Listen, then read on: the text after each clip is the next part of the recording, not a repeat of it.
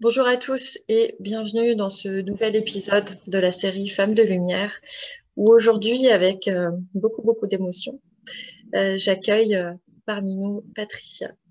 Patricia qui a perdu sa fille récemment et qui vient aujourd'hui témoigner pour vous aider si vous traversez également cette épreuve ou si c'est quelque chose que vous avez déjà traversé, à être justement dans la vie et non plus dans la survie, parce qu'on sait que voilà, c'est pas dans le naturel des choses que nos enfants partent avant nous. Et Patricia avait envie de témoigner de ça, de comment on fait pour justement choisir la vie et transcender sa vie même avec cette force que nous donnent nos enfants qui sont partis. Merci beaucoup Patricia, du coup d'être Avec là plaisir. aujourd'hui. Je vous laisse vous présenter et puis voilà, partager votre histoire comme vous le souhaitez. Donc, je suis Patricia Morello, j'ai 56 ans et j'ai eu la chance d'avoir mis au monde deux magnifiques filles, dont une qui a fini son chemin l'année dernière suite à un long cancer, pendant 3 ans, un cancer du cerveau. Et donc, elle est partie rejoindre l'autre monde, mais je sais qu'elle est encore avec moi. Euh, Ma fille était quelqu'un de très joyeuse, très vivante, très taquine, c'était la boute en train de la bande. Elle avait plein d'amis, tout le monde l'aimait. Voilà, c'était facile de l'aimer en fait. Et donc quand elle a appris cette maladie, après le choc de l'annonce, quand elle a su que de toute façon il n'y avait rien à faire pour pouvoir la sauver, bon, évidemment on a essayé plein de choses, hein, tout ce qui était médical, bah, ils nous ont tout de suite dit qu'il n'y avait pas grand chose à faire, hein, et après bah, on a testé tout ce qui pouvait être parallèle, hein, parce que quand on nous dit qu'il n'y a plus rien à faire, bah, on teste tout, Mm.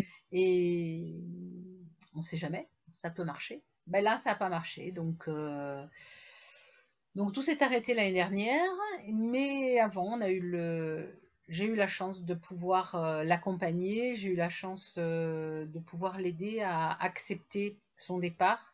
Et elle a beaucoup, elle m'a donné une belle leçon de vie. Elle a accepté son départ, elle a accepté de ne pas perdre de temps à se plaindre sur son sort, mais au contraire, de vivre les instants qui lui restaient dans la joie, dans la bonne humeur. On a fait plein de choses dont elle avait envie. On est parti en vacances, on a eu des moments de fou rire, de complicité. Et puis elle m'a laissé une mission, donc voilà. Ma fille me disait tout le temps, tu as cette force de résilience. Ayant eu un cancer il y a 11 ans, moi-même, ayant accompagné ma maman aussi dans cette épreuve, euh, bah, ma fille me disait, mais toi, tu es une battante, t'as cette force et tu es faite pour ça, pour accompagner les gens qui ont du mal à accepter les pierres sur leur chemin. Et elle me disait, toi, tu as cette capacité de leur faire un pont et pas un mur de ces pierres. Bon, là, c'était plus qu'une pierre, hein, c'était un rocher qui est tombé sur mon chemin en ayant perdu ma fille. Mais en repensant à toutes nos conversations, et puis surtout cette mission qu'elle m'a laissée, de faire comprendre aux mamans qui perdent leurs enfants, et bien que de toute façon le lien d'amour est toujours là, et que de toute façon elle est là. On la voit pas, on les voit pas, mais ils sont là, juste à côté de nous. Et ce qui leur fait du mal, en fait, c'est d'être dans la tristesse et dans la survie. Ce qu'ils ont besoin, c'est qu'on continue à vivre, qu'on continue à donner ce qu'on a pu leur donner à eux et ce qu'on a pu donner aux autres. Et c'est la mission. Donc, à la mort de ma fille, j'ai repris des études pour faire des profils de personnalité avec Profil Success. Et du coup, aujourd'hui, je fais des bilans de compétences qui permettent surtout de se connaître. Parce que ça m'a énormément aidé de me connaître parce que du coup, je sais quelles sont mes forces et où je peux aller chercher ma résilience. Et quels sont mes points de vigilance sur lesquels ben, il faut que je sois attentive parce que voilà, j'ai pas ces forces-là. Donc, ça permet vraiment de se connaître et d'aider à dépasser. Et puis on avait beaucoup écouté des conférences de Monsieur Jean-Jacques Charbonnier, qui est un médecin anesthésiste réanimateur de l'hôpital de Toulouse, et qui propose des RTCH, des transcommunications hypnotiques, où il nous met en hypnose et il nous permet d'aller jusqu'aux frontières de l'autre monde. Et du coup, on a des messages qui nous permettent de faire plus facilement notre deuil parce qu'on sait qu'ils sont bien. Et surtout qu'ils ont besoin qu'on soit joyeux, parce que plus on est triste et moins ils peuvent s'élever. Donc c'est important d'amener... C'est très difficile quand on est en deuil d'être joyeux, parce qu'on culpabilise d'être dans la... Même quand on a quelque chose qui nous fait rire, on culpabilise en se disant est-ce que j'ai le droit d'être joyeuse alors que j'ai perdu ma fille? Eh bien oui, justement, c'est important d'être dans cet état d'esprit, de se dire que oui, la joie, c'est un petit moment d'amour, de partage avec eux aussi. Parce que les moments joyeux que vous avez vécus quand ils étaient là, vous pouvez continuer à les vivre, au contraire. Voilà. Donc, essayez autant que possible de vivre vraiment et de ne pas simplement survivre à nos enfants. On est des mamanges. Voilà, on a fait des petits anges qui sont là pour nous protéger, qui sont là aussi pour nous dire allez, je suis là avec toi, avance. Et puis, grâce à la connaissance de soi aussi, voilà, quand on se connaît, on sait mieux vers quoi se diriger pour être vraiment pleinement dans notre mission de vie, en fait. Voilà, ça c'est quelque chose qui est important quand on vit des drames. Et qu'on ne se connaît pas, c'est beaucoup plus difficile de pouvoir être résilient. Merci beaucoup, ça me touche tellement voilà, à plusieurs niveaux, mais à titre personnel aussi. Et je trouve ça très beau, ce terme de maman. Je le Eh trouve. bien, je ne suis pas la seule. En fait, si vous voulez, il existe, on est en train de se battre, un groupement de mamans qui ont perdu leurs enfants. On est en train alors, se battre, c'est un grand mot, mais en tout cas, on essaye de faire comprendre que quand on perd un mari ou une femme, on est veuf ou veuve. Quand on perd des parents, on est orphelin. Mais quand on perd un enfant, il n'y a pas de mot. Et on trouvait que mamange et papange, c'était un mot qui était joli à entendre, qui n'était pas trop triste. Et donc, on essaye de faire, voilà, avec tout un groupement, de faire remonter ça pour que ce soit vraiment, voilà, une identité. D'ailleurs, quand vous faites votre carte d'identité, il y a marqué veuf, veuf, mais il n'y a pas marqué, et pourtant, ça fait partie de nous. Hein, on a mis ces enfants au monde et ils sont partis. Donc, on est des mamanges. Et je trouve que et c'est apaisant parce qu'on a mis au monde un ange. Oui, tout à fait. Ça met du baume au cœur là où il y a souvent beaucoup de larmes. Donc, effectivement, je trouve ça très Exactement. beau. Alors, comme vous l'avez partagé, quand votre fille a appris que elle était condamnée, il y avait plus grand-chose à faire malgré toutes les tentatives qui ont pu être essayées. On dit souvent que le plus dur, c'est pour ceux qui restent, effectivement, pour ceux qui partent. Et pourtant, c'est aussi une préparation. Alors, il y a plusieurs cas de figure. Il y a ceux qui perdent leur enfant de façon très brutale. Et puis, vous, dans des cas comme ça, où, si on peut le dire, avec vraiment beaucoup d'amour autour, qui avez eu la chance quelque part de pouvoir accompagner, d'avoir ce temps encore un petit peu avec votre fille. On dit parfois, vivons ce qu'on a à vivre au quotidien, comme si c'était le dernier jour, comme s'il nous restait pas beaucoup de temps. Et quand ça devient une réalité, quand on sait que c'est effectif, il nous reste vraiment pas beaucoup de temps, qu'en général les médecins annoncent, on va dire, un laps de temps approximatif, et que voilà, on sait en tout cas que il y aura une fin qui va être plus proche que ce que l'on pensait, voilà, qui nous restait encore comme temps. Comment ça se passe? Comment déjà vous avez accueilli? J'imagine que vous êtes pris ça déjà en pleine figure, mais comment après vous avez accueilli ça? Comment ça s'est passé au niveau de votre fille? Puis comment ça s'est passé aussi peut-être pour sa sœur et puis pour son compagnon qui, j'imagine, avait d'autres projets pour eux? comment on arrive à accueillir ça quand ça vient complètement chambouler toute notre vie? Alors au départ, j'étais, et ma fille et moi, très en colère contre l'oncologue, qui n'a pas du tout été bienveillante. En fait, elle lui a dit les statistiques nous le prouvent, vous ne tiendrez pas plus d'1 an. Alors ça, j'ai trouvé que c'était trop violent. Donc je me suis permis de dire à cet oncologue que soit elle a fait énormément d'études, soit il y a des statistiques, mais ma fille, elle s'appelle pas statistique. Ma fille, elle s'appelait Héloïse.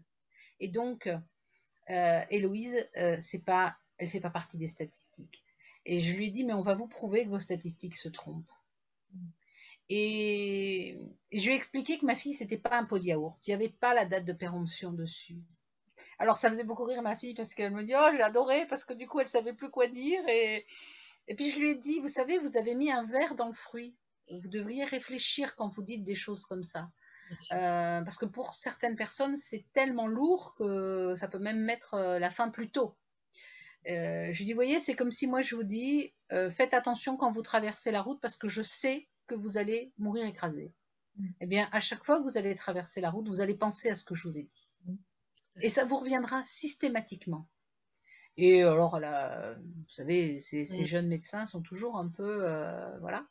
Et en fait, après, puisque j'ai eu la chance qu'elle dépasse les statistiques. Donc après, quand on s'est revus, effectivement, elle m'a dit, vous savez ce que vous m'avez dit, eh ben, c'est toujours là quelque part. Ben oui, forcément. Forcément, c'est mettre le verre dans le fruit quand on se permet de donner une date. Enfin, c'est qui elle est. Elle est médecin, d'accord, mais voilà, il y a des gens qui guérissent miraculeusement, donc pourquoi pas ma fille. Vous voyez. Donc au départ, ça a été assez, on était plus dans la rébellion, toutes les deux. On va leur montrer que c'est faux, mais moi ce sera différent, mais on va trouver d'autres solutions. Enfin voilà. Au début, on est dans cet état d'esprit. Et puis après, on se rend compte que oui, mais si on est en bagarre, en fait, en combat, on ne profite pas de l'instant présent. Donc à un moment, on s'est dit, ok, on a mis des choses en place, mais ce qui est important aujourd'hui, c'est de remplir notre boîte à bonheur. C'est ce que j'ai proposé à mon autre fille et au compagnon de ma fille et au papa de ma fille.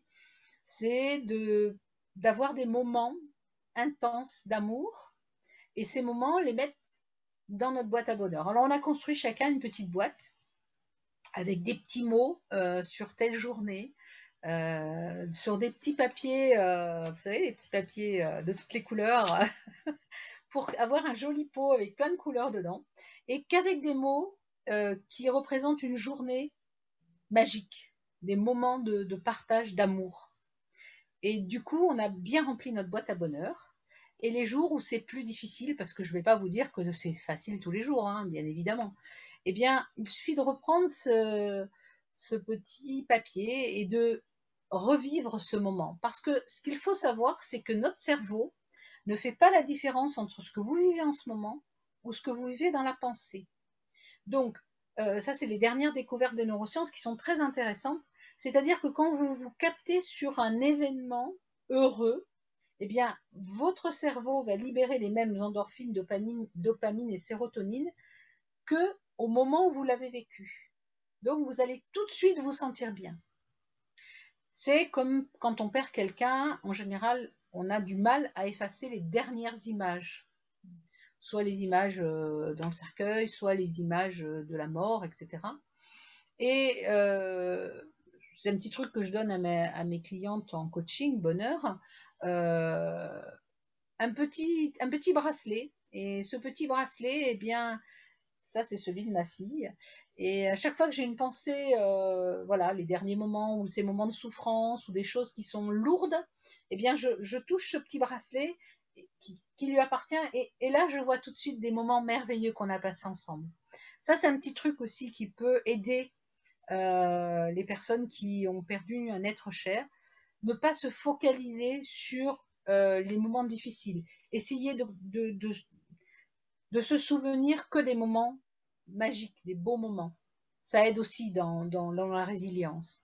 Et puis, bah, moi-même, j'ai traversé ce cancer il y a 11 ans maintenant. Je m'en suis sortie, j'ai fait l'école internationale du rire parce que j'avais fait un vœu que quand j'ai rencontré les clowns à l'hôpital, je me suis dit, mais oh, c'est juste magique, avec tout ce que j'ai à pleurer, j'arrive à en rire grâce à eux. S'il m'arrive quelque chose demain, ce serait dommage parce que je ne vais pas pouvoir aider. Alors j'ai fait un grand deal, j'ai dit voilà, je m'en sors et je vais aider des personnes à être dans la joie malgré tout. Et donc j'ai fait cette école pendant 3 ans. Après j'ai fait une école de coaching parce que le rire c'est bien, ça vous permet de lâcher prise, de tout de suite vous mettre des endorphines, de la dopamine, etc.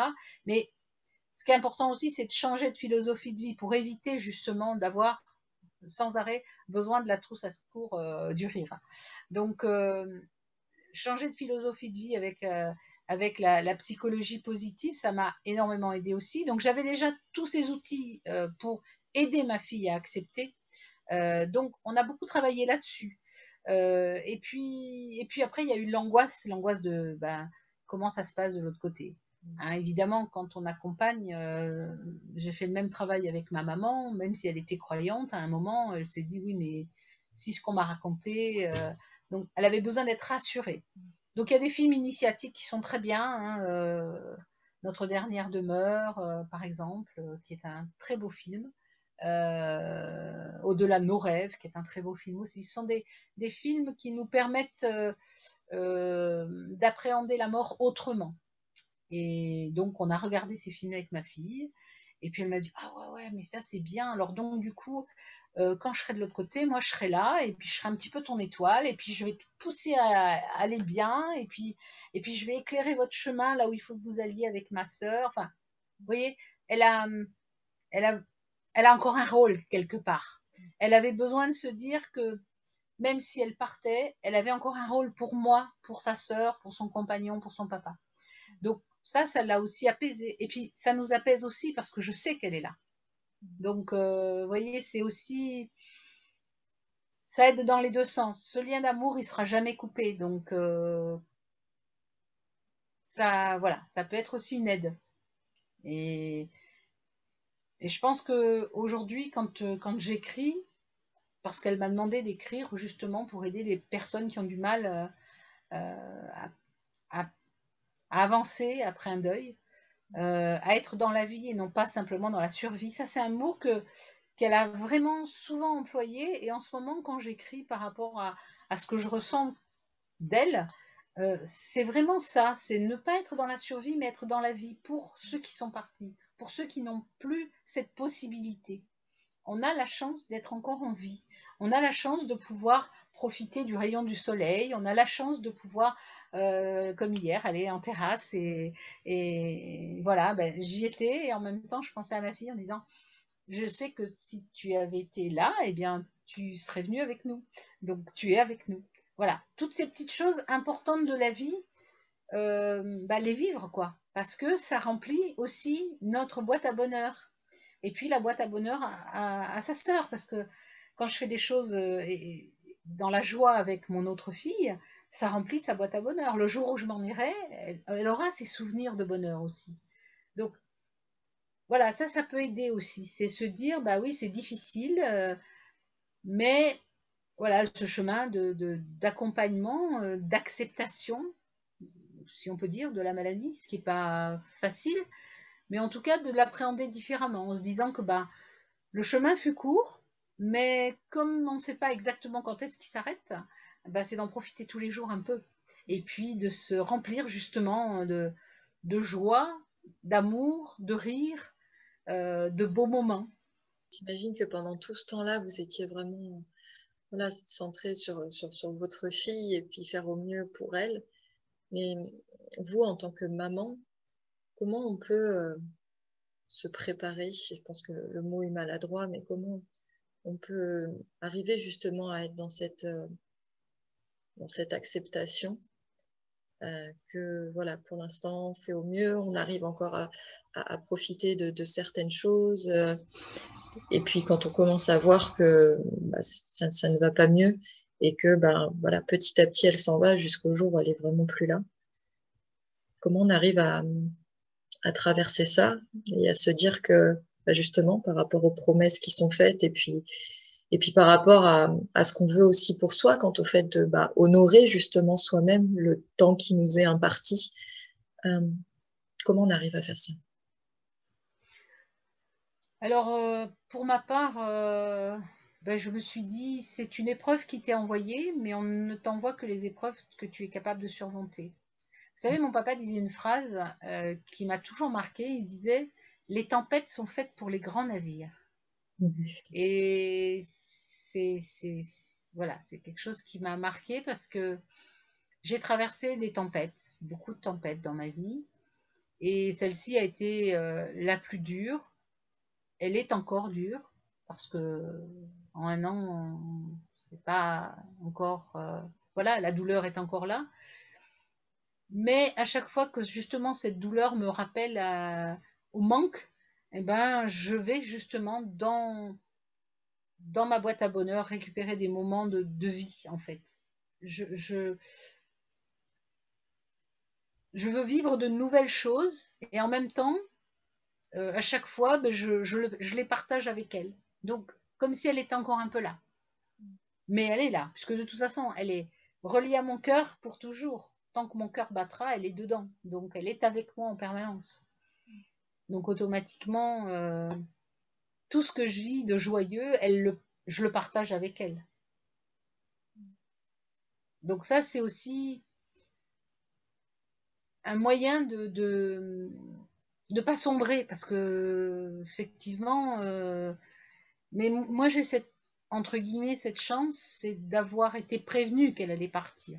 Contrairement à d'autres, des mamans d'enfants qui se suicident, des mamans qui ont leurs enfants qui ont un accident de voiture, on les appelle en pleine nuit, on leur dit c'est fini. Moi, j'ai eu, entre guillemets, cette possibilité de me préparer psychologiquement et puis de partager les choses tellement plus intenses, parce que justement, quand on sait que les moments sont comptés, il y a plus de, il y a plus de retenue. Vous voyez, on se dit, on se parle de cœur à cœur, il n'y a plus de retenue, il y a, voilà, c'est du nature, c'est du pur, c'est du vrai, c'est de l'amour. Et on s'est rempli toutes les deux d'amour, elle pour qu'elle puisse avoir la force de partir et puis d'accepter son départ, parce que c'est pas simple pour une jeune femme d'accepter de partir. Et c'est pas simple pour une maman de se dire, ben c'est pas son tour, c'est le mien d'abord. Mais la vie en a décidé autrement. Donc, vous savez, l'amour a une telle puissance que quand on est vraiment dans l'amour, on peut dépasser beaucoup de choses. Je pense que c'est la puissance de l'amour est phénoménale. On s'en rend pas compte, mais l'amour pur, le vrai, celui qui est dans les tripes en fait. C'est ça, quand on est maman, on dit mais oui, parce qu'on les a eus en nous et ces enfants-là, ils sont. C'est nos anges. On n'est pas des mamans et des papanges pour rien. C'est vraiment parce on a eu cette mission-là, c'est de mettre au monde des anges. Voilà. Assurément. Comment on peut aider, peut-être s'aider soi-même à justement lâcher la culpabilité, lâcher le fait, tout ce qu'on peut dire qu'on aurait dû faire, qu'on aurait pu faire, qu'on aurait dû se rendre compte que les petits symptômes, des fois, quand voilà les, les choses viennent nous faire tilt à ce Alors, moment-là, alors que jamais avant, ou les disputes, voilà, les choses un peu désagréables.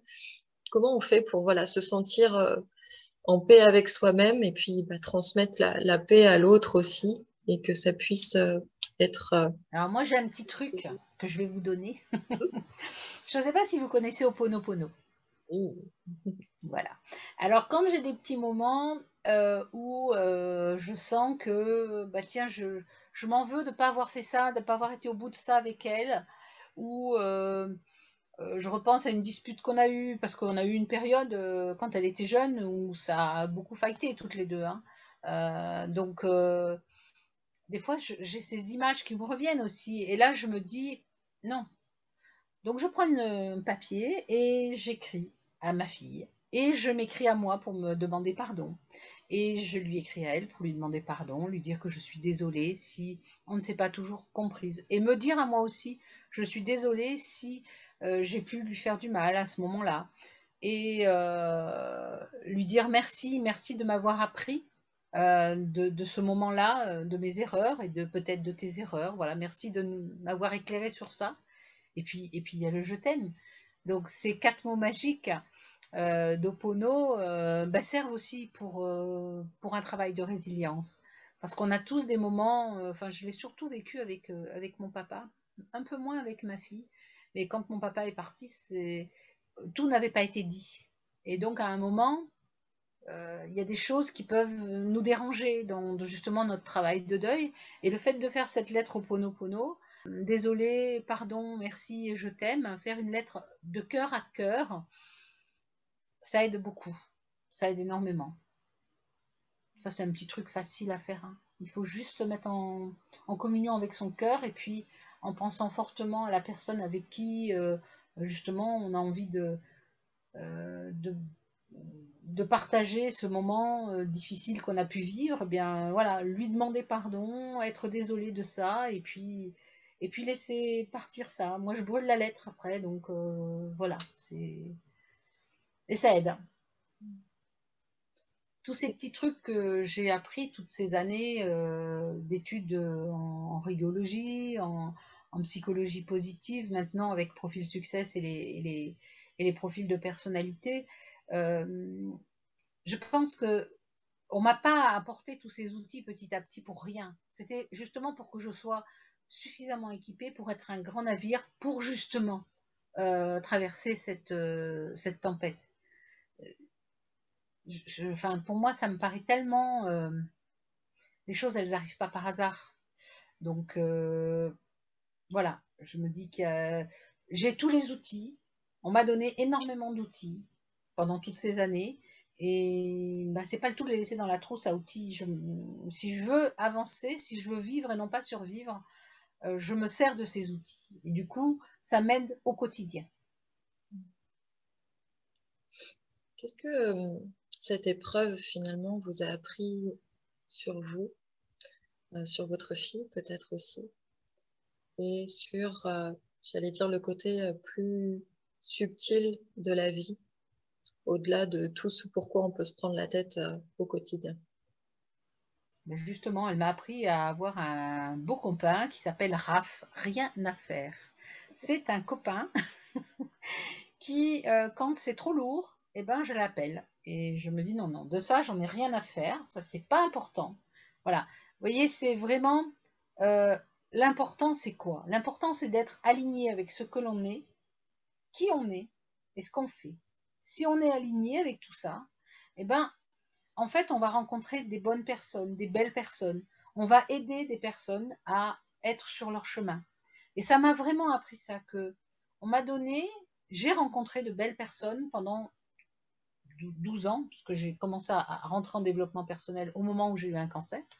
Donc, toutes ces belles personnes qui ont été mises sur mon chemin pendant ces 12 ans, eh bien, elles m'ont éclairé le chemin. Et à mon tour, d'éclairer le chemin à d'autres personnes.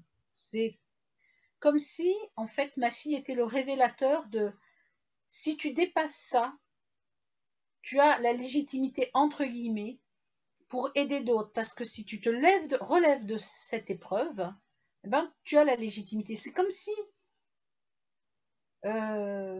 c'était un test de passage, en fait. Je ne sais pas comment expliquer, mais comme si aujourd'hui j'avais le droit de tenir la lanterne pour éclairer le chemin. Alors qu'avant, je suivais une lanterne. Voilà. Parce que cette lanterne, en fait, c'est l'amour entre moi et ma fille. C'est ça qui m'éclaire aujourd'hui. Et cet amour, elle peut éclairer d'autres personnes. Voilà. C'est comme ça que je le vois. C'est comme ça que j'avance aujourd'hui dans la vie. Dans le but d'aider les personnes qui sont perdues dans leur deuil, dans leur peine, dans leur chagrin. On m'a donné à vivre ça, ce drame, cette horreur, pas pour rien. pas pour que je reste dans mon coin à pleurer toute la journée. Sinon, tout ce que j'ai fait, tout ce qu'elle a fait, ça sert à quoi? Il faut, pour moi, j'ai cette sensation que c'est fait pour me montrer qu'à l'intérieur de moi, j'ai cette petite lumière et que je peux la laisser sortir. Voilà. Ouais, je crois que c'est tellement important, effectivement, quelle que soit l'épreuve, quand ça vient nous chercher comme ça au plus profond de nous, d'arriver à mettre du sens, même si parfois ça semble nous échapper un peu et qu'on ne comprend pas et qu'on est en colère. Et c'est OK aussi d'accepter cette phase-là, comme vous le disiez, de rébellion, d'extérioriser un peu tout ce qu'on a besoin de sortir. Qu'est-ce que vous pourriez transmettre, quels petits mots vous pourriez partager pour les parents qui n'ont pas eu le temps, justement. Les parents qui, voilà, les choses ont été plus brutales, quelle que soit la façon dont ça s'est passé, et qui n'ont pas eu ce temps-là, le temps de dire au revoir. Ben, de faire une lettre au Ponopono, parce que dans cette lettre, ils vont pouvoir vraiment parler, dire pourquoi ils remercient leur enfant d'être venu dans leur vie, de quoi ils ont envie d'être pardonnés, de quoi ils sont désolés. Justement, pour ceux qui n'ont pas eu le temps de le dire, eh bien, de l'écrire dans une lettre au Pono, c'est la remettre à l'univers, donc c'est l'envoyer à la personne, et puis se dire que alors, on aime ou on n'aime pas Alain Delon, mais un jour, il a dit une phrase que j'ai retenue parce que je l'ai trouvée très belle. Il a dit: le plus beau tombeau des morts, c'est le cœur des vivants. Et à partir du moment où il est dans notre cœur, c'est le plus beau des tombeaux parce qu'il sera toujours là. Et ce lien entre notre cœur et l'invisible, ben, il est là en permanence. Et donc, on s'envoie en permanence de l'amour. C'est un lien qui ne peut pas se rompre, celui-là. Voilà. Donc, dites-vous que la personne que vous aimez, qui est partie de l'autre côté, elle est là, juste de l'autre côté. Vous ne la voyez plus, mais elle est là. Et vous pouvez continuer à lui envoyer de l'amour et elle vous en envoie. Tant qu'elle est là, elle est là. Voilà. C'est ce que je peux dire. Et puis, ne culpabilisez pas de quoi que ce soit parce que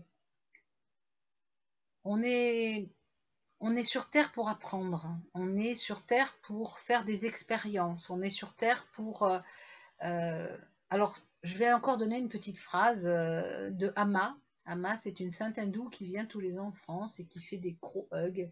Et moi, je suis allée la voir 9 ans d'affilée quand j'ai été malade. Et puis, en fait, j'ai arrêté juste avant que ma fille soit malade. Et Amma, elle dit, dans ses enseignements, elle dit, quand on est sur Terre, on est à l'école. On est là pour apprendre. Et quand on a fini d'apprendre, eh bien, on retourne à la maison. Voilà. Et ça, je me dis, ma fille, elle avait une telle sagesse qu'elle a fini d'apprendre. Donc, elle a pu retourner à la maison. Moi, j'ai encore des choses à apprendre. Des choses difficiles, comme la mort de ma fille. Mais c'est parce que je n'avais certainement pas la sagesse qu'elle avait. Puisque du coup, elle est partie plus tôt. Donc, elle a eu besoin de moins de leçons. Vous voyez? Ou alors d'une leçon qui a duré moins de temps parce que ces 3 ans de douleur, de traitement, etc., ça a été une épreuve. Voilà, moi je visualise bien ça comme ça. Donc moi, ben, j'ai encore des choses à apprendre avant de retourner à la maison et de retourner voir ma fille. Je trouve ça beau de nous voir tous comme ça, en petit écolier. Ouais, c'est mignon.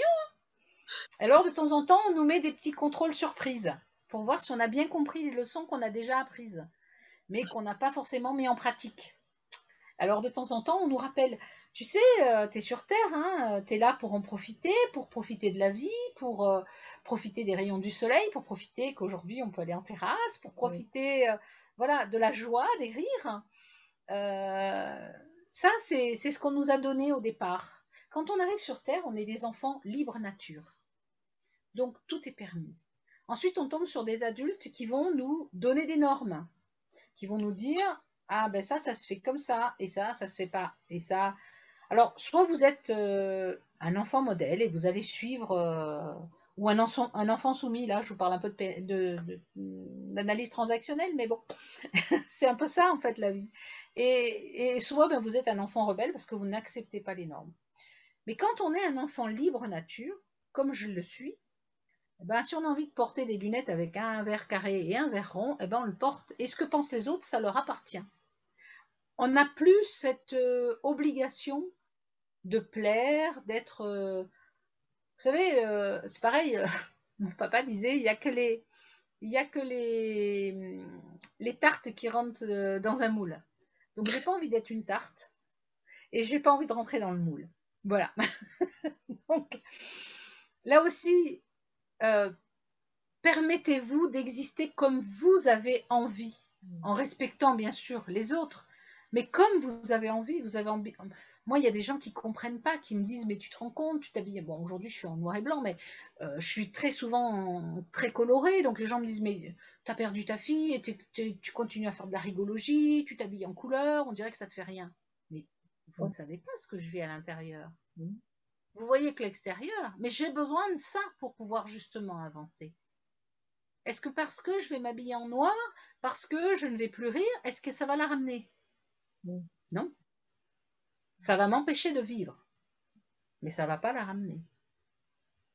Alors que si je reste dans la vie en étant celle que j'étais avant qu'elle parte, c'est-à-dire quelqu'un de joyeux, quelqu'un qui aime profiter de la vie, d'épicurien, eh ben, je lui rends hommage quelque part en continuant d'être dans la vie, vraiment, et lui envoyer ces petits morceaux de vie à elle, qu'elle n'a pas vécu. Voilà, c'est comme ça que je le vois. Après, c'est ma façon de voir les choses. On est tous différents et chacun, je suis pas dans le jugement et donc chacun vit comme il peut. Mais si je peux aider à faire accepter qu'on peut dépasser l'inacceptable, eh bien, voilà, avec plaisir. Oui, je trouve ça beau et merci pour ça. Et puis c'est important de souligner effectivement que quelque part dans un espèce d'inconscient collectif, quand on est en deuil, c'est comme si notre vie à nous aussi était finie et qu'on se doit d'être, encore une fois, d'une certaine façon, pour soi-disant être dans le respect de ce deuil, alors que, bah, encore une fois, pas forcément, on peut le vivre aussi d'une autre façon, on peut décider de continuer et de bonifier même notre vie grâce à ça. Et justement, c'est un peu la question que je voulais vous poser. Qu'est-ce que vous avez osé faire, peut-être que vous n'osiez pas avant? Quelle sorte d'autorisation et de liberté, finalement, ça vous a donné de encore plus être qui vous êtes et encore plus vivre votre vie telle que vous en avez envie, avec la façon qui, pour vous, a le plus de sens possible, sans justement se poser des questions qui n'ont plus lieu d'être, en ayant eu cette expérience que tout peut s'arrêter de façon tellement brutale que Raf. Voilà. Donc c'est pour ça que je me mets en connexion avec mon moi profond, ma petite lumière, mon petit ange, et je me dis, qu'est-ce qui est juste et bon pour moi? D'être plombée dans une peine, ou d'être vivante et de me sentir... je ne sais pas combien de temps il me reste, moi, à vivre sur cette terre. Combien de temps il me reste d'être à l'école avant de retourner à la maison? Je ne sais pas. Donc, j'ai envie d'apprendre encore des choses. J'ai envie de découvrir des choses. J'ai envie de vivre. Si demain, on me dit, Patricia, si tu es en noir et que tu arrêtes de vivre, ta fille revient. Évidemment que je serai comme ça. Mais les personnes qui ont, à une époque, je ne sais pas quelle époque et pourquoi, on a décidé que quand on est en deuil, on ne doit plus rire, on ne doit plus s'habiller en couleur, on ne doit plus vivre. Qui a décidé ça? Pour moi, personne ne décidera aujourd'hui. Aujourd'hui, je suis libre. Je pense que j'ai payé suffisamment cher à la vie pour avoir le droit de vivre.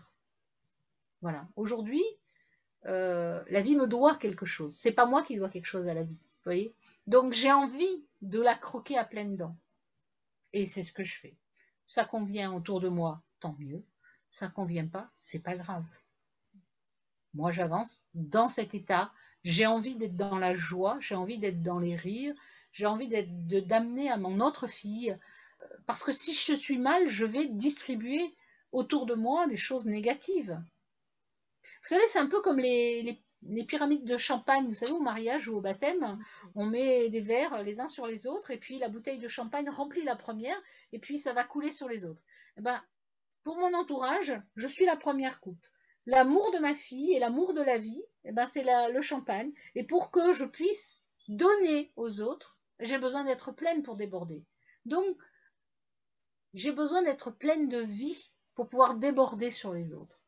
Et j'ai envie d'être pleine de vie et de joie et de rire. Donc, voilà, je fais ça. Après, c'est mon choix. Et quand ça ne convient pas, c'est pas grave. J'aime beaucoup cette image de champagne qui déborde. Et je trouve que c'est une belle image pleine de gaieté en tout cas. Quand on veut donner, moi je connais des thérapeutes qui alors c'est pas dans le jugement, attention, c'est pas un jugement, mais c'est vraiment ce que je vois souvent et ça me désole. Vous avez des thérapeutes qui sont mal dans leur vie, qui conseillent à leurs clients des choses, mais ils ne les mettent pas en pratique eux-mêmes.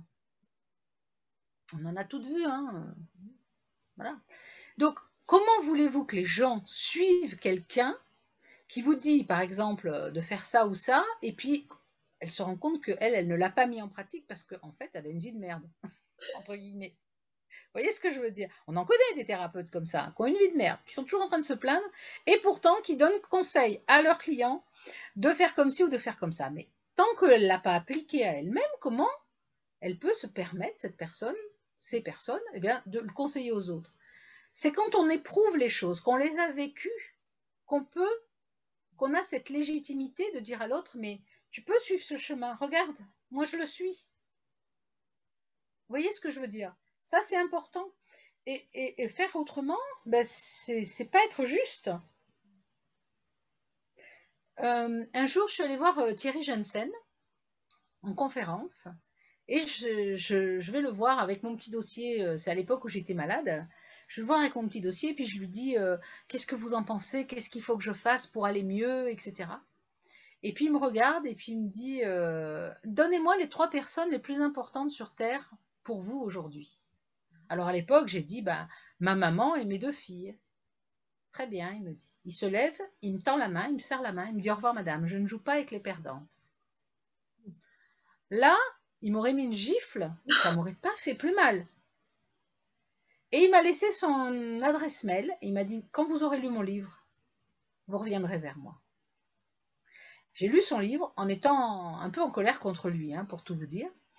Et puis là, j'ai compris qu'effectivement, tant que je pensais que les personnes les plus importantes, c'était les autres, ben je ne leur donnais pas des bonnes choses. Tant que ce n'était pas moi la personne la plus importante, tant que je ne prenais pas soin de moi, tant que je ne... Parce que comme il m'a dit, à votre maman et à vos filles, vous donnez quoi? Du souci, de l'angoisse. Tant que vous ne vous êtes pas donné suffisamment à vous, vous ne pouvez pas vous permettre de donner aux autres. Et ça a été une des leçons de ma vie. Il n'y a pas de hasard. Ce monsieur, je ne l'ai pas rencontré par hasard. Donc, aujourd'hui, je m'en sers beaucoup de ça. À chaque fois, je me dis, est-ce que toi, ça va? Avant d'aller aider les autres, est-ce que toi, ça va? Non, ça ne va pas aujourd'hui? Alors, tu ne peux pas aller aider quelqu'un. Tu peux aider quelqu'un quand tu vas bien, quand tu es aligné entre ce que tu penses et ce que tu vis. Et ce que tu dis. Parce que les gens qui vous disent, fais ça, et puis eux, ils font l'inverse. Comment vous dire, c'est pas très logique. Mais voilà, aujourd'hui, je me remets toujours en question par rapport à ça. Tant que je ne suis pas pleine, je ne peux pas déborder. Donc je me remplis d'amour, je me remplis de joie, je me remplis de vie. Et ensuite, je peux dire aux autres, voyez, on peut le faire. Je l'ai fait. Je vais vous aider, si vous le souhaitez. Mais uniquement si vous le souhaitez. Voilà. Oui, tout à fait. Alors, je ne sais plus qui c'est qui disait cette citation-là. Avant d'aider quelqu'un à guérir, à aller mieux, demandez-lui s'il est prêt à lâcher ce qui le rend malade. Et je trouve ça tellement important parce que c'est vrai que quand il y a plein de choses qui ne vont pas dans notre vie, sans parfois s'en rendre compte, en fait, on se cramponne vachement. Parce il y a des gens qui ont besoin d'être dans ce rôle de victime. Il y en a qui ont cet attachement au rôle de victime. Ouais, c'est important Donc, d'avoir cette lucidité du coup sur qu'est-ce qu'il en est déjà pour nous avant d'effectivement regarder ce qui se passe ailleurs. Et pour votre rôle, c'est assez édifiant, je trouve, parce que du coup, c'est voilà, le cancer, c'est quelque chose que vous avez déjà vécu vous-même. Vous avez accompagné votre maman, vous avez accompagné votre première fille. Votre deuxième fille, du coup, a été témoin de ces trois expériences-là de femmes, de vraiment de lignée. Euh, Est-ce qu'aujourd'hui, vous avez réussi à peut-être comprendre un peu le pourquoi du comment cette chose-là, justement, de ce schéma qui se répète? Est-ce que justement, ça vous a permis, aujourd'hui, quand vous accompagnez des personnes sur ces cheminements-là, d'arriver à y voir plus clair, peut-être à un niveau plus inconscient? ben, c'est s'interroger sur le pourquoi. En fait, ma grand-mère a eu un cancer du col de l'utérus à 42 ans. Ma mère a eu un cancer du col de l'utérus à 42 ans. J'ai eu un cancer du col de l'utérus à 42 ans. D'accord? Donc je pensais que là, on avait arrêté la lignée parce que j'avais compris pourquoi. On avait fait un travail avec maman avant qu'elle parte d'un cancer du pancréas, mais on avait fait un travail pour comprendre pourquoi on avait eu ça, toutes les trois. Et en fait, c'était un manque d'amour de sa maman, du coup elle l'a reporté, je l'ai reporté, etc. Et on en avait parlé avec mes filles, justement pour éviter que à 42 ans, elles aient cette même... voilà, donc on avait essayé de travailler là-dessus. Et donc quand ma fille a eu son cancer, maman était déjà décédée. Et elle me dit, mais pourtant on a fait un travail pour éviter que j'ai le cancer du col, mais on n'a pas pensé au cerveau. Bah non, parce que le cerveau, on comprenait... Enfin, vous voyez, il n'y avait pas de lien. Donc j'en ai beaucoup parlé avec une personne qui fait de la psychogénéalogie Mhm. et elle m'a dit quelque chose qui m'a un petit peu... Ma fille, elle s'est posé énormément de questions. Elle a passé sa vie à se poser des questions. Tout le temps. Elle se posait des questions. Vous savez, il y a une pub en ce moment où il y a le petit garçon qui pose 50 000 questions à la maman. Et ben Oui. voilà, ça, j'avais la même à la maison. Et ça, elle a toujours posé des questions. Même quand on lui donnait une réponse, oui, mais alors pourquoi? Dans la réponse, elle allait encore chercher des questions.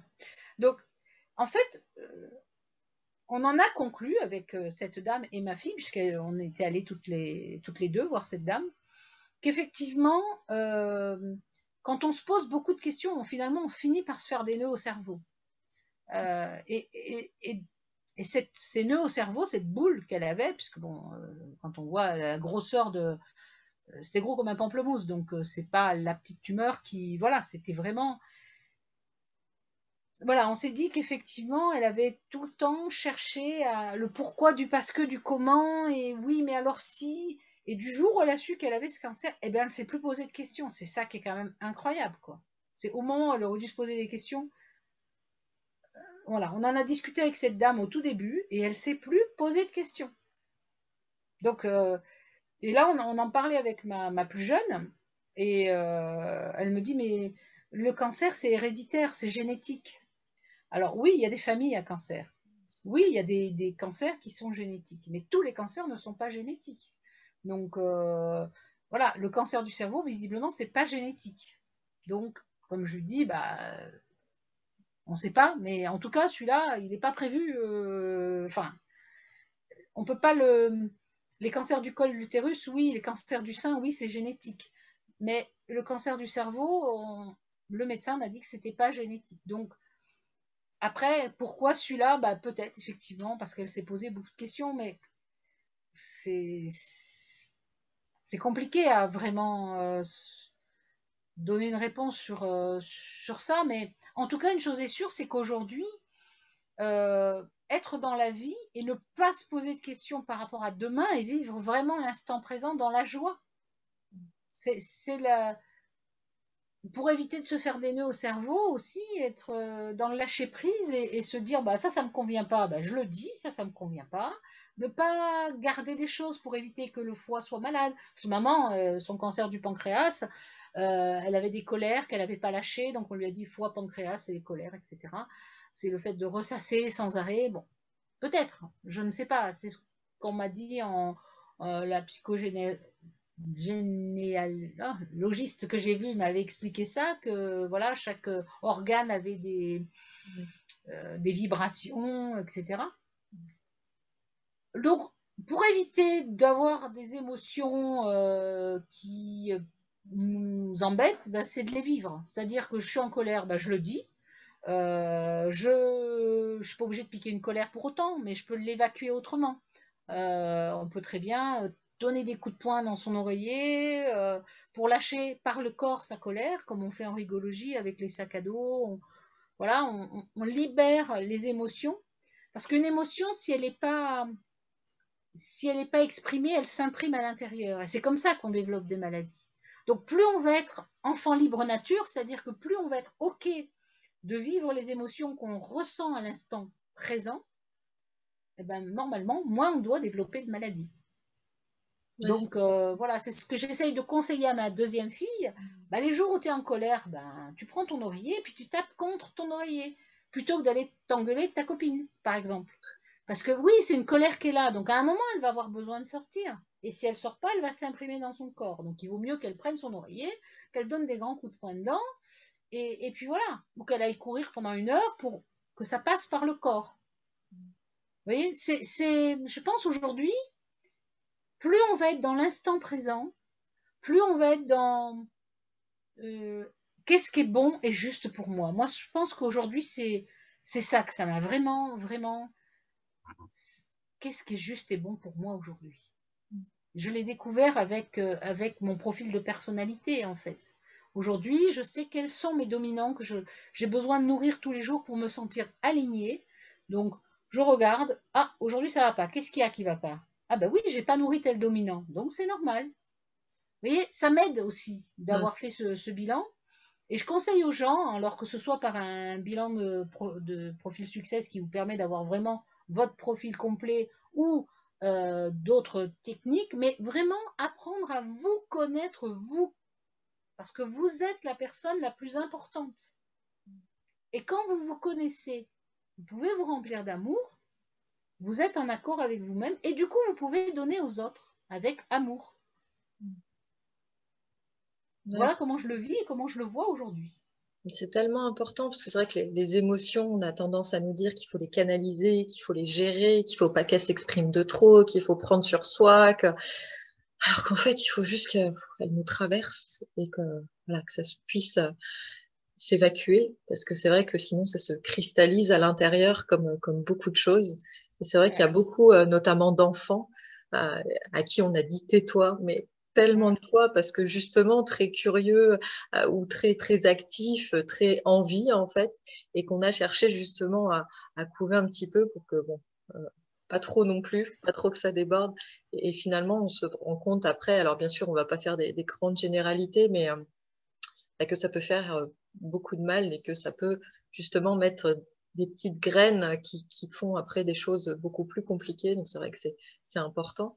Est-ce que justement, vis-à-vis de tout ça, votre deuxième fille, c'est quelque chose dont elle a eu peur de se dire, bah, en gros, là, tout le côté femme dans ma vie, tout le monde a eu sa problématique.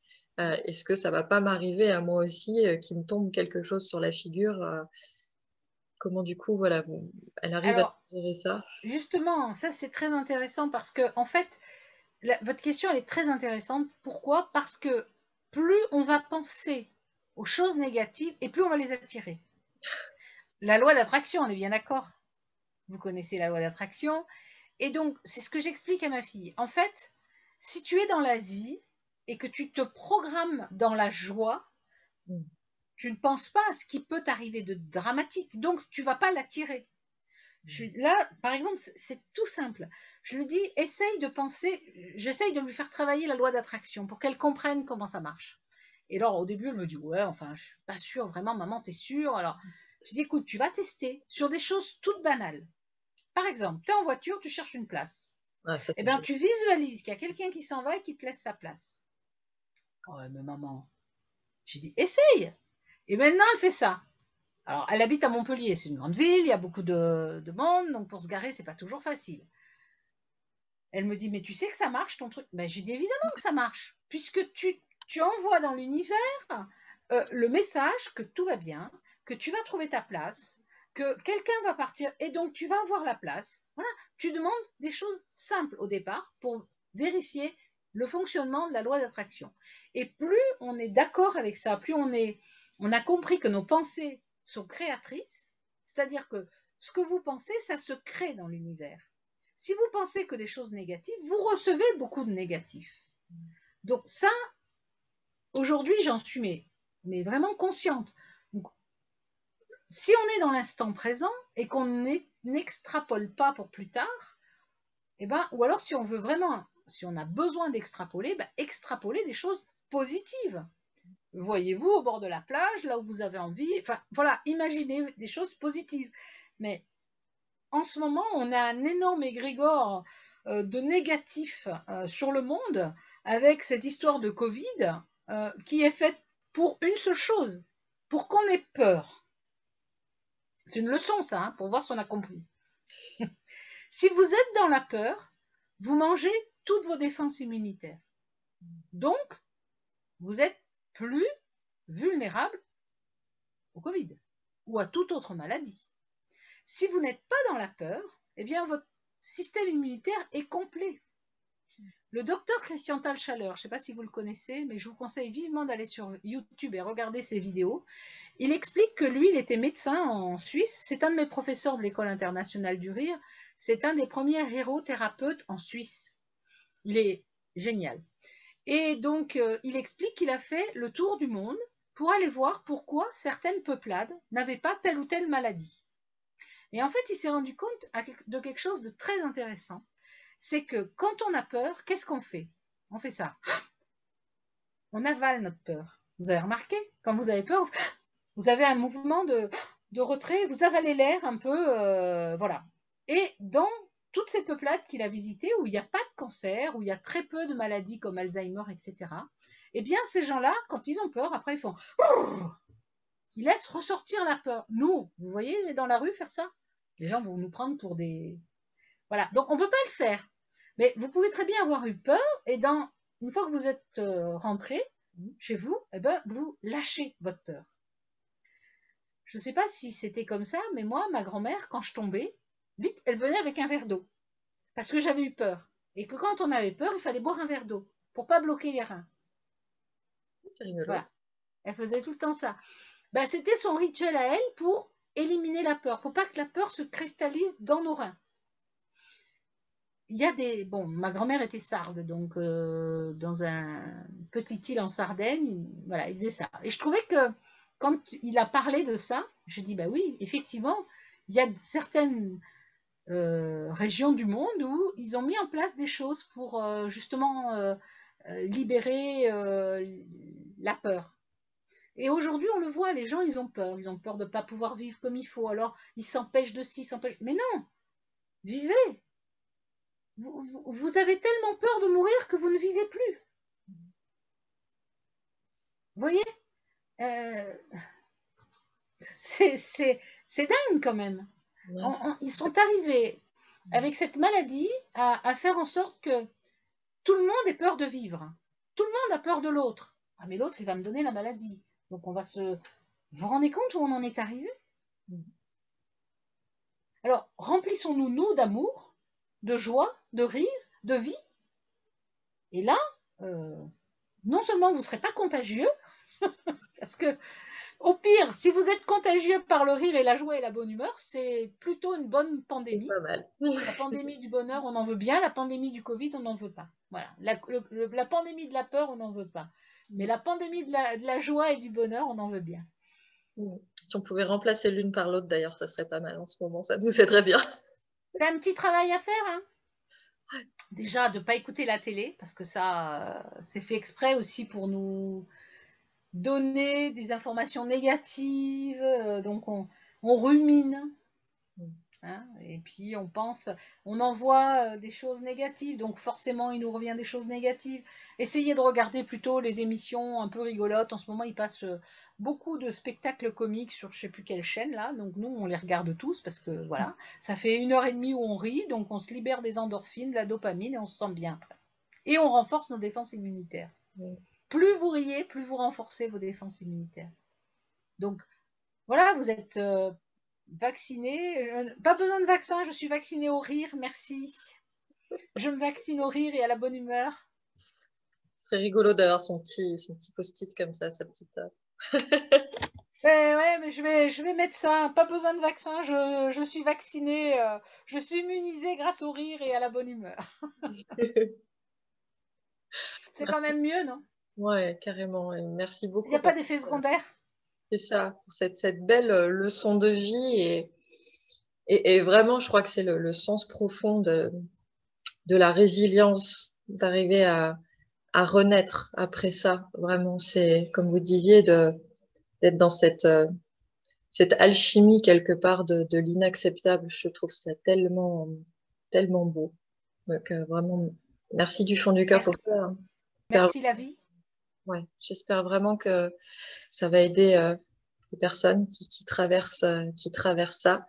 J'ai envie de vous laisser le mot de la fin. Qu'est-ce que vous aimeriez partager encore un peu après tout ce que vous nous avez déjà partagé, mais voilà, aux personnes qui peuvent regarder cette vidéo et puis qui traversent ça ou pas d'ailleurs, qui peuvent simplement, comme vous le disiez, se poser des questions sur le sens de la vie, sur qu'est-ce qu'on fait là quand des fois on est un peu dans cette remise en question de sa vie ou peut-être dans notre couple c'est pas terrible, peut-être avec nos enfants c'est compliqué, peut-être notre boulot ça nous plaît plus et puis on a quand même ce truc un peu dans la dualité matérielle, on a quand même envie de profiter de la vie et pour autant il faut quand même gagner un minimum d'argent et puis tout devient très compliqué d'un coup, comme vous le disiez, ça nous commence à nous faire un sacré sac de nœuds.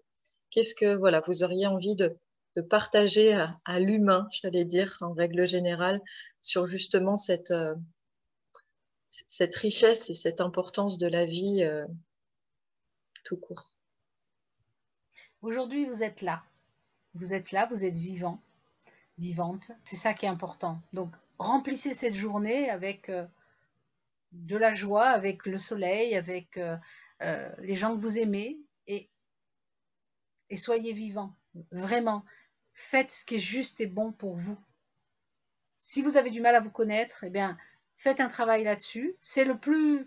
Je pense que c'est ce qu'on devrait nous apprendre dès l'enfance, c'est à apprendre à se connaître, qui on est vraiment, avoir notre propre mode d'emploi.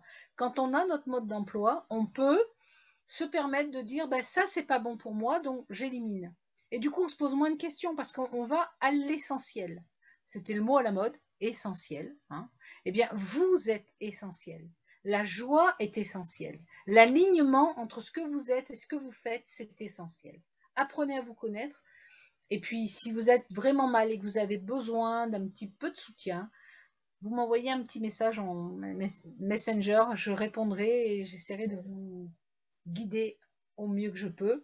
En tout cas, ne restez pas dans la souffrance, parce que la souffrance entretient la souffrance et vous rentrez dans un cercle vicieux. Si je peux vous aider à reprendre un peu de vie pour être dans le cercle vertueux, pour devenir dans la vie et dans la joie, avec plaisir. Mmh. Soyez vivants et vivants. Oui, complètement, des êtres vivants.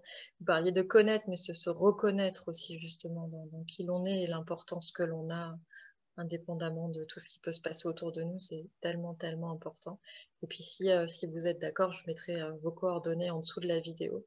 Comme ça, les personnes qui souhaitent effectivement venir vers vous, qui sentent cet appel, ce besoin-là, ne serait-ce que pour échanger, je pense que c'est important de pouvoir. Voilà, vous pouvez mettre mon adresse mail, mon Messenger, ma page Facebook, il n'y a pas de souci. Et puis c'est moi qui vous rappelle, parce que c'est vrai que j'ai pas mal de sollicitations en ce moment. Donc pour pouvoir me laisser aussi des moments pour moi, ma fille, eh ben, je préfère qu'on me contacte par mail ou par Messenger. Et du coup, après, je prends le temps vraiment pour être avec la personne et pas à un moment où je ne suis pas disponible.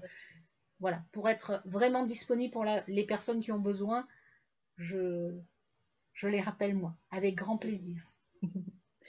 Merci à vous en tout cas pour ce que vous faites pour justement éclairer nos vies. Vous êtes une des petites lumières aussi.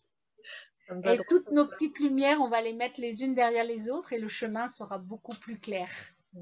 Moi, j'ai souvent c'est cette image de justement plein de petites lucioles dans la nuit qui justement sont là pour s'éclairer les unes des autres. Et je trouve ça tellement important justement voilà, de simplement des fois tendre la main au bon moment. Ça peut faire toute la différence pour beaucoup de personnes. Donc merci aussi de contribuer à ça. Merci pour ce magnifique témoignage qui me touche tellement, vraiment, et permet de se recentrer sur justement l'essentiel. Et qu'est-ce que l'on met derrière cet essentiel-là qui est déjà le fait de pouvoir respirer et que tout aille relativement bien pour nous. Donc, merci beaucoup du fond du cœur pour ça. J'espère Avec grand plaisir.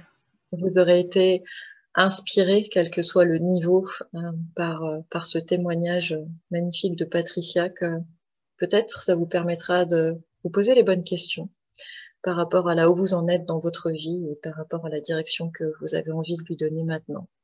Et je crois que c'est un témoignage très fort pour vous montrer que parfois des pages se tournent, des portes se ferment, parfois il y a des chemins qui s'arrêtent brutalement, mais qu'on peut toujours décider de construire son propre chemin. Et comme le disait Patricia tout à l'heure, la vie met sur notre chemin des cailloux, des rochers, des pierres. Est-ce que on décide d'en faire des murs ou des ponts? Peut-être que ça peut paraître anodin et peut-être que là vous en êtes aujourd'hui, c'est quelque chose qui est difficile à entendre. Et je le conçois complètement qu'il y a un moment pour tout. Néanmoins, à vous de décider après ce qu'on en fait, parce qu'on n'est jamais coupable de tout ce qui nous arrive. Par contre, on est responsable de ce qu'on décide d'en faire. Donc, avec beaucoup d'amour, beaucoup de bienveillance et beaucoup de gratitude. Je vous souhaite une magnifique journée et j'aurai grand plaisir à vous trouver très bientôt pour un prochain témoignage ou une prochaine interview. Magnifique journée à tous.